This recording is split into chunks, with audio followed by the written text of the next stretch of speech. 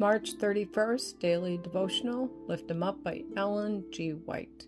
At the right hand of God. I see the heavens opened, and the Son of Man standing on the right hand of God. Acts chapter 7, verse 56.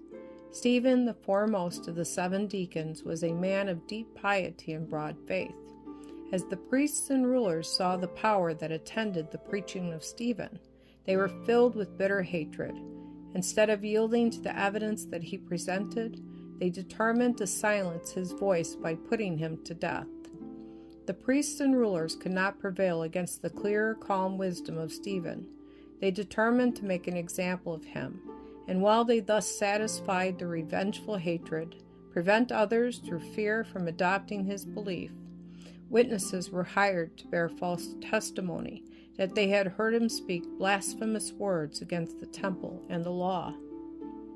When Stephen was questioned as to the truth of the charges against him, he began his defense in clear, thrilling voice, which rang through the council hall. He saw the resistance that met his words and knew that he was giving his last testimony.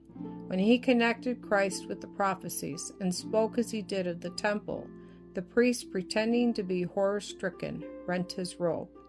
To Stephen, this act was a signal that his voice would soon be silenced forever.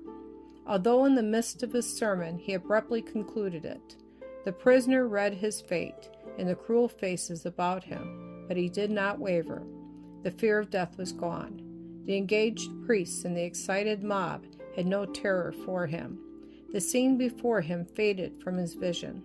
To him the gates of heaven were ajar, and looking in he saw the glory of the courts of God and Christ, as if just risen from his throne, standing ready to sustain his servant, who was about to suffer martyrdom for his sake. In words of triumph, Stephen exclaimed, I see the heavens opened, and the Son of Man standing on the right hand of God. Acts chapter 7, verse 56. As he described the glorious scene opened before him, it was more than his persecutors could endure.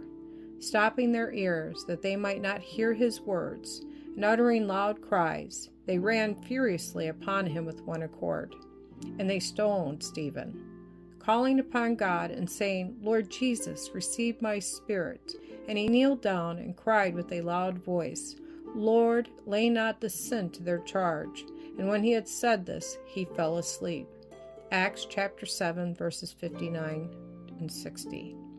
The signet of God upon Stephen's face and his words, which reached the very souls of those who heard them, remained in the minds of the beholders, and testified to the truth of that which he had proclaimed.